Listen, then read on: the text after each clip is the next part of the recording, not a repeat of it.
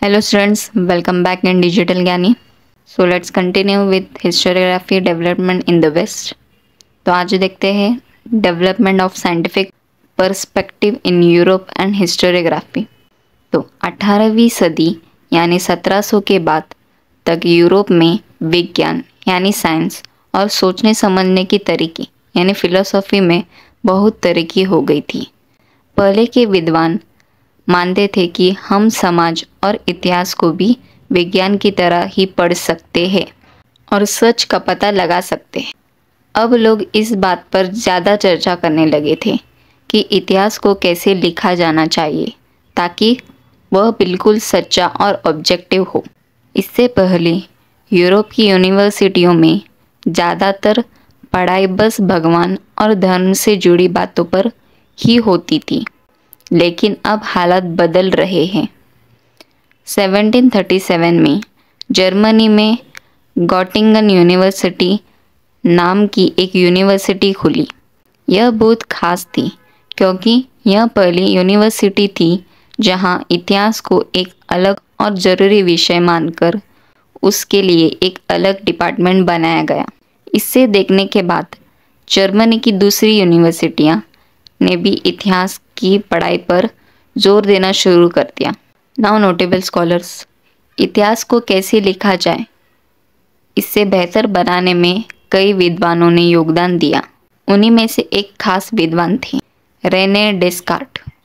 उनका life span कुछ 1596 to 1650 तक था। उनका कहना था कि हमें इतिहास के पुराने कागजों या डॉक्यूमेंट्स पर आंख बंद करके भरोसा नहीं करना चाहिए। हमें पहले उनकी ठीक से जांच परख करनी चाहिए कि वे कितने सच्चे हैं। उन्होंने एक बहुत मशहूर किताब लिखी जिसका नाम था डिस्कोर्स ऑन द मेथड।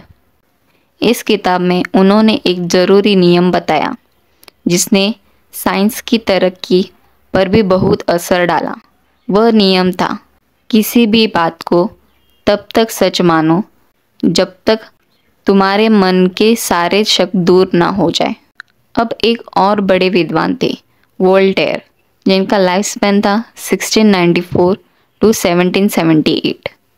उनका असली नाम फ्रांसवा मेरी आरोये था और वह फ्रांस के रहने वाले थे। वोल्टेयर का मानना था कि इतिहास का मतलब सिर्फ यह जानना नहीं है कि कौन सी घटना कब हुई या सच क्या था। उन्होंने कहा कि इतिहास लिखते समय हमें उस समय के समाज, व्यापार, पैसों और खेतीबाड़ी जैसी बातों पर भी ध्यान देना चाहिए। उनकी वजह से ही यह सोच शुरू हुई कि इतिहास को समझने के लिए हमें इंसानी ज़िंदगी के हर एस्पेक्ट को समझना ज़रूरी है। इसलिए वोल्टेयर को आधुनिक इतिहास लेखन का संस्थापक यानी शुरू करने वाला कहा जाता है।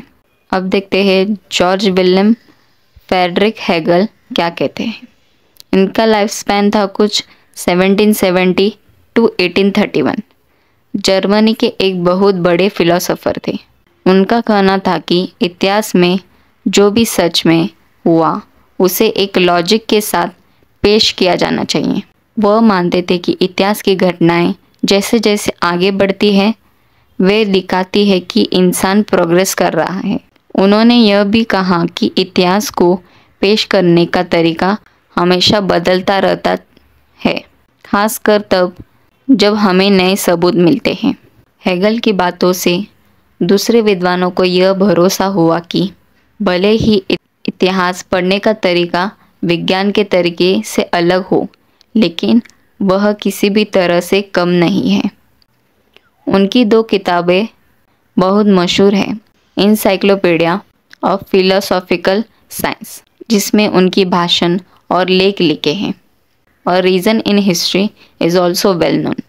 हेगल का एक ज़रूरी विचार यह था कि किसी भी चीज़ को सही से समझने के लिए हमें उसके जैसे हमारा दिमाग सच को तब तक पूरी तरह नहीं समझ सकता जब तक वह झूठ को न समझे। उसी तरह अच्छा क्या है यह जानने के लिए बुरा क्या है यह जानना भी ज़रूरी है। सोच विचार करने के इसी तरीके को डायलेक्टिक्स कहते हैं। यह तरीके 3 हिस्सों में काम करता है।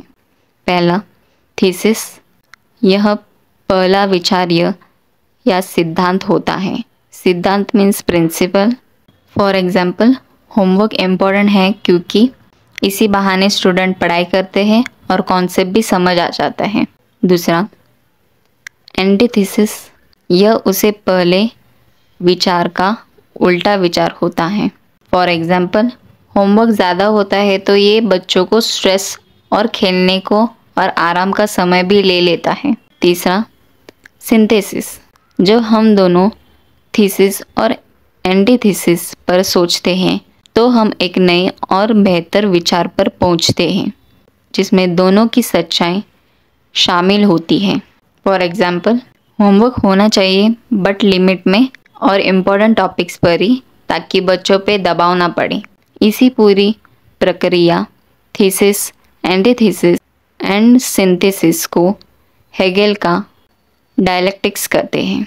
अब देखते हैं लियोपोल्ड फॉन रैंके, जिनका लाइफ स्पैन 1795 टू 1886 तक था।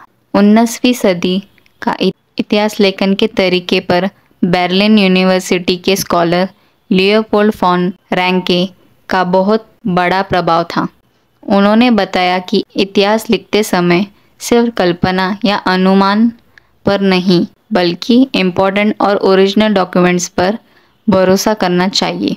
उनका मानना था कि किसी ऐतिहासिक घटना से जुड़े हर प्रकार के डॉक्यूमेंट्स को बहुत ध्यान और सावधानी से जांचना चाहिए। उनका विश्वास था कि यदि शोध इस तरह किया जाए तो इतिहास की असली सच्चाई तक पहुंचना संभव है। इसीलिए उन्होंने इतिहास की कल्पनात्मक और मनगढ़ंत एक्सप्लेनेशन की आलोचना की। उनके लेख और विचार बाद में 2 प्रसिद्ध पुस्तकों में पब्लिश किया, the theory and practice of history और the secret of world history.